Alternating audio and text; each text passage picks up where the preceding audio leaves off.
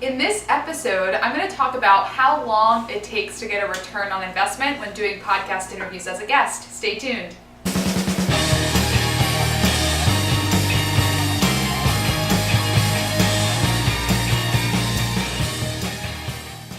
Hey everyone, thanks for joining me for today's episode of Interview Connections TV. I was actually kind of nervous about doing another video after last week's, because last week's episode was filmed with Jason Hartman at New Media Expo, and it was really funny. I had a lot of fun doing it, so I thought, I need a co-host. So I wrangled Nathan here, filming this in the morning so my lovely husband Jamie can hold the camera, because otherwise just me and Nathan and a tripod is actually very bad news. So in today's episode, I'm going to be talking about how long it takes to get a return on investment when doing podcast interviews. What do you think about that topic? Do you think it takes a really long time to get a return on investment?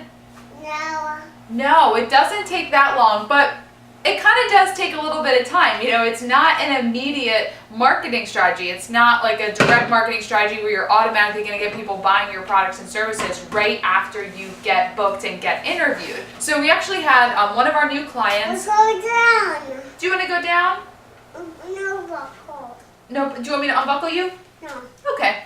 So, and she did a great interview, and she just asked about a week later. She goes, I didn't really have, a ton of people join my list right away, so kind of how long does it take to see results from doing interviews, right?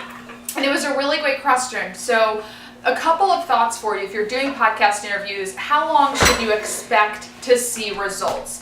Well, first of all, when you get interviewed on a podcast, it does take time. A couple of things I want you to remember is that when you do podcast interviews, it's evergreen content. So it goes out onto the podcaster's feed, and it is there for weeks, months, years in the future. I recently had somebody email me who heard an interview that I did on the Cash Flow Diary podcast, which was over a year ago. And he introduced us to somebody that is a prospective client for Interview Connections. So very potentially huge return on investment if we have this person sign up and become a client and stick with us a long time. But again, that interview was recorded a year ago, so it does take time. You have to be patient and know that not everyone who hears your interview is going to hear it the first week it goes out. When I find a podcast that I enjoyed listening to, I'll often go back into the feed and kind of browse around for episodes that I want to listen to, kind of based on the guest and based on the topic.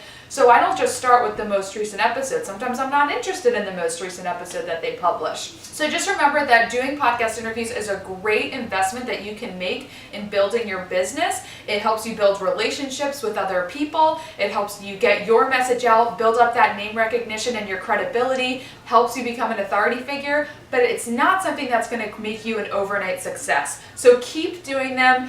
Keep providing valuable and actionable content to listeners, and just put all the focus on building a relationship, making the host look good, because not only will you be in front of their listeners, but they have people who have a podcast have people that follow them who don't listen to the podcast. Not everyone that I interact with in business listens to my podcast. Some people watch this video, or they read my blog, or they follow me on social media. But if I interview someone on my podcast that I really like, I will then talk about that person to my community. I'll refer people to them.